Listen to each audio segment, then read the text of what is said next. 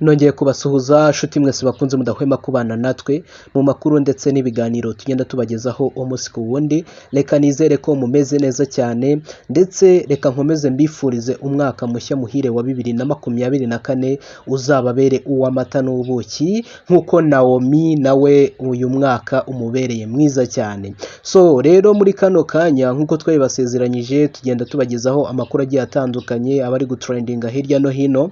So muri kano kanya tuje kubagezaho amakuru ari kuvugwa kuri Nishimiye NAOMIE nyampinga w'u Rwanda wa 2020. So guys yewe aha hantu noneho ndemeye serious ndemeye.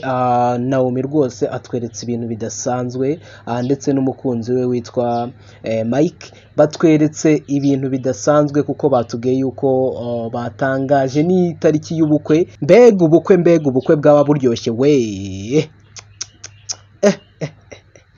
Ndakubwiye ngo tera agatebe hanyuma nkugezeho amakuru ari kuvugwa kuri Nishimiye NAOMIE yamaze kuyishyirwamo, ndavuga impeta. Ni ibintu bibona ko nyine bishimishije cyane, byagiye bishimisha abantu benshi hirya no hino ku mbuga nkoranyambaga. Natwe nibyo tuje kuba tugarukaho muri kano kanya kugira ngo tubagezeho amakuru yose arambuye ku bigendanye no kwambika impeta kwa Miss Nishimiye NAOMIE. So rero guys, niba utarakora subscribe kuri Susuruka TV uri gucikwa cyane, reba musi gatoya urebe aho handitse subscribe hanyuma ukandeho, uratubona niyo nzogera iri ku ruhande nayo uhita uyikandaho kugira ngo utazajya ucikwa n'amakuru ndetse n'ibiganiro tugenda tubagezaho umunsi ku wundi. Ni munyemerere noneho aya makuru tuyatangirire aha. So guys, subu kuko hari umuntu utangiye umwaka nka Nishimiye NAOMIE. Nishimiye NAOMIE, umwana w'umukobwa rwose ukiri muto cyane wakomeje kugenda agaragara hirya no hino ku mbuga nkoranyambaga. Abantu benshi baramukunda, abantu benshi bishimira ibikorwa bye bigiye bitandukanye kuko yanafashe ikamba rya nyampinga w'u Rwanda mu mwaka w'ibihumbi 2020. Rero yarakunzwe cyane, ni umwana w'umukobwa ufite uburanga budasanzwe, ufite ukuntu aseka, ufite inyinya ubona ko rwose ni umwana w'umukobwa mwiza cyane. Rero atangiye umwaka neza wa 2024 aho atangiye umwaka yambikwa impeta na Mike bamaze igihe kinini cyangwa se igihe kitari gitoya bari mu rukundo. Ngira ngo mwakomeje kugenda mubabona hirya no hino ku mbuga nkoranyambaga kuko ubuzima bwabo ntago bigeze babugira ibanga, ntago ubuzima bwabo bw'urukundo bakomeje kugenda babushyira hanze kuko murabyibuka ko Nishimiye NAOMIE yahise anafungura YouTube channel akajya acishaho inkuru z'urukundo. Murabyibuka cyane ko yigeze no gutangaza ko ari we waba warapropoje Mike. So guys, rero ni ibintu byiza cyane, ni couple rwose itangiye umwaka neza, itangiye tubwira ko rwose vuba cyane baza kuba batweretse ibirori by'ubukwe bwiza cyane bizaba bidasanzwe. So guys, rero Nishimiye NAOMIE yambitswe impeta na Mike bamaze igihe bakundana ndetse batangiye urugendo bakaba bavuze yuko nyine batangiye urugendo rwabo rwo kuba bazakora ubukwe. Rero mu ijoro ryo kuri uyu wa mbere Mutarama 2024 nibwo Mike yafashe icyemezo cyiza, icyemezo cya kigabo, icyemezo rwose kitajya gipfa gukorwa n'umuntu uwo ari we wese cyo kwambika impeta Miss Nishimiye NAOMIE ubitse ikamba rya nyampinga w'u Rwanda mu mwaka w'ibihumbi 2020. So rero muri poste ikomeye cyane, muri poste yakiriwe n'abantu benshi cyane mu makomenti agiye atandukanye bavuga yuko bishimiye iyi couple. So ni poste Nishimiye NAOMIE ndabona imaze amasaha 9 ku rubuga rwa Instagram. So rero ni poste aho Naomi nyine ya postinze amafoto ye ari kumwe n'umukunzi we Mike ari kumwambika impeta, aho rero yayiherekesheje amagambo agira ati sijye uzarota mbanye nawe ubuzima bwanjye bwose busigaye. Guys, rero iyi ni post yaje gukurikirwa n'amakomenti menshi cyane ndetse ubona ko nyine abantu benshi bari bategereje kumva amagambo nk'aya ngaya meza nk'aya ngaya Nishimiye NAOMIE ayavuga, kubera yuko iyi ni couple yakomeje kugenda izamo utuntu tw'utubazo, ariko mu by'ukuri abantu benshi bavuga bati iyi couple ko itari kutwereka ibirori kandi tubona bakundana cyane. So abantu benshi cyane bagenda babavuga hirya no hino ku mbuga nkoranyambaga, ariko kuri ubu ngubu bamaze gutangaza ko rwose ubukwe buri hafi cyane. So rero iyi nkuru y'urukundo rw'aba bombi yatangiye kumvikana mu itangazamakuru hirya no hino kuva muri Mata 2022. Kuva icyo gihe rero yaba Nishimwe Naomi ndetse na Mike bahoranaga agatoki, ari agatoki ku kandi rwose. Bakunda kugaragara mu ngendo zigiye zitandukanye, haba mu Rwanda ndetse no hanze y'igihugu cy'u Rwanda, ndetse bakunda kugaragara bari gukorana ibikorwa bigiye bitandukanye hano mu Rwanda ndetse no hanze yarwo. So rero Mike ukundana na Nishimwe Naomi ni umusore ufite masters mu bijyanye n'ubuvuzi, kuko yize muri kaminuza ya Edinburgh yo mu Bwongereza, ngira ngo murayizi cyane, ariko muri iki gihe asigaye nyine aba mu Rwanda. Muri iki gihe kuva ubwo yize muri iyo kaminuza yaje hano mu Rwanda, ubu ngubu nyine niho akunda kuba, kuko yatangaje yuko azaba hano mu gihugu cy'u Rwanda. So rero afite imishinga igiye itandukanye ijyanye n'ubuzima, irimo n'umushinga afatanyije na Miss Akariza Amanda ujyanye nyine no kwita ku buzima bwo mu mutwe hifashishijwe ikoranabuhanga. Ngira ngo mwagiye mubona byagiye bigarukaho hirya no hino ku mbuga nkoranyambaga, nta bintu byinshi twabivugaho. Gusa uyu musore akigera mu Rwanda, yageze mu Rwanda mu mwaka w'2018,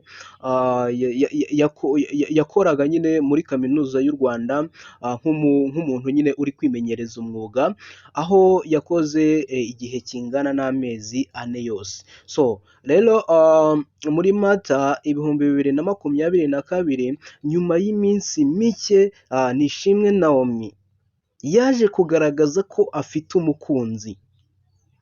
Abantu benshi batangira kwibaza bati se mu by'ukuri uwo mukunzi wa Nishimwe Naomi ni umukunzi umeze gute? Cyane ko Nishimwe Naomi nyine murabizi cyane, ni umwana mwiza, ni umwana w'umukobwa mwiza ufite imico myiza rwose, wabaye na nyampinga w'u Rwanda mu mwaka w'2020. So rero abantu benshi cyane murabizi nyine yagiye avugwa mu nkundo z'abantu benshi cyane ari ibihuha, ariko yaje kwitangariza icyo gihe, yaje kwitangariza yuko afite umukunzi. Abantu benshi bajya muri comment baravuga bati twereke umukunzi, twereke umukunzi, ariko yaje kubishyira ku mugaragaro, n'ubundi yerekana yuko afite umukunzi witwa Mike. Amushyira ku mugaragaro, agaragaza n'amafoto ye.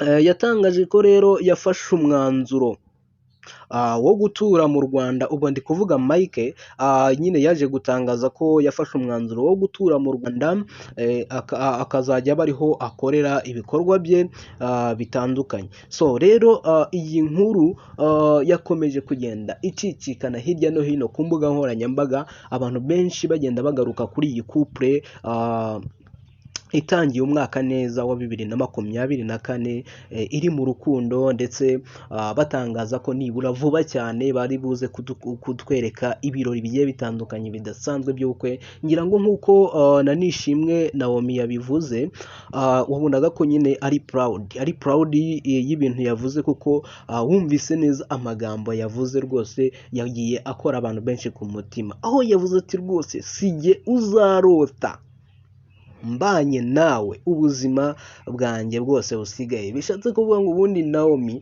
akunda uyu musore ku rwego rwo hejuru, ariko utabyumva, kubera yuko urebye wenda nk'ibiganiro yagiye akora mu nkuru, agenda agaragaza inkuru z'urukundo rwabo bombi, ibiganiro yagiye ashyira kuri YouTube channel ye yitwa Nishimwe Naomi, yagendaga avuga ko nyine wabonaga cyuko agenda atangaza inkuru yabo afite n'amarangamutima adasanzwe, kubera yuko ngira ngo nk'uko mukunda no kubibona hirya no hino mu mafoto agiye atandukanye, uzarebe Nishimwe Naomi buri gihe iyo ari kumwe n'uyu mukunzi we, ubona ko nyine byamushimishije cyane, ubona ko ari ibintu bidasanzwe ku rwego rwo hejuru. So rero iyi couple ndayifana guys, uramutse udafana n'iyi couple rwose sinzi ko hari indi couple yazagushimisha. Njye nanavuga yuko iyi ari nayo couple rwose mfata nka couple ya mbere mu Rwanda, kubera yuko izindi couple nyine usanga nyine ni ibyamamare. Akenshi nyine ugiye nkunze kumenya amakupure y'ibyamamare cyane, ariko ugenda usanga hagenda hazamo utubazo, ugasanga ngo bashwanye, ugasanga ngo hajemo ibiki n'ibiki, ariko iyi couple igenda imotiva abantu benshi. Sinzi ko niba ufite umukunzi nawe iyi couple itakumotiva, kubera yuko izindi couple akenshi usanga ubuzima bwabo cyangwa se ubuzima bw'urukundo rwabo babushyira private, nyine babushyira cyangwa se babugira ibanga, usanga babugira ibanga. Ariko iyi ni couple igaragaza urukundo rwabo, ikagaragaza basohotse, ikagaragaza buri kimwe cyose, ikagaragaza uburyo urukundo rwabo rwatangiye, uburyo bakomeje kugenda bishimana. So guys, rero reka tugaruke kuri iyi post Naomi yakoze, reka turebe bimwe mu bitekerezo byagiye bitangwa na bamwe bagiye babona iyi couple, ngira ngo muri kubibona. So rero post Nishimiye Naomi yashyize ku rubuga rwa Instagram arimo agaragaza ko yambitswe impeta na Mike. So yagize ati, I'm looking forward to spending the rest of my life with you and honoring God through our union. We are getting married. So tugenekereje rero nko mu Kinyarwanda cyangwa se nko mu magambo makeya, Nishimiye Naomi yagize ati sinjye uzarota mbonye mbanye nawe ubuzima bwanjye bwose busigaye. So rero ni post yagiye noneho itangwaho ibitekerezo bigiye bitandukanye byinshi cyane.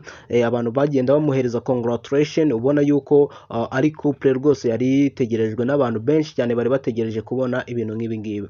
Twavuga yuko harimo nka Mutesi Jolly, nyampinga w'u Rwanda w'ibihumbi 2016, wamubwiye ati congratulation to you both, love looks beautiful on you. So rero yakomeje kugenda n'ubundi ahabwa ama congratulation n'abandi bantu bagiye batandukanye, abandi bagenda bashyiraho amastika y'imitima, ubona yuko ari couple yari itegerejwe n'abantu benshi. Ngira ngo muri kubibona nka Sani nawe yamubwiye ati congratulation. So abandi nabo nka General Benda muramuzi cyane mu myidagaduro, yamubwiye ati wow congratulation. So Aime Rwanda murabizi muramuzi nawe cyane, yamubwiye ati congratulation, ndetse n'ibindi byamamare bigiye bitandukanye. Isimbi Modo muramuzi, yamenyekanye muri Kigali Boss Babies. So muri kumubona nawe yamubwiye ati congratulation catest couple in town. So rero n'abantu benshi bagiye bamuhereza congratulation, mugira ngo muri kubibona. Rero ni post yahise yakirwa n'abantu benshi cyane, ku buryo ubu ngubu kano kanya tuvugana imaze amasaha 9 yonyine ku rubuga rwa Instagram, ariko imaze kugera komenti zirenga 1000. Ngira ngo muri kubibona hano, imaze kugira komenti zirenga 1000, ndetse ikindi imaze kugira ama like cyangwa se likes zirenga 33,000.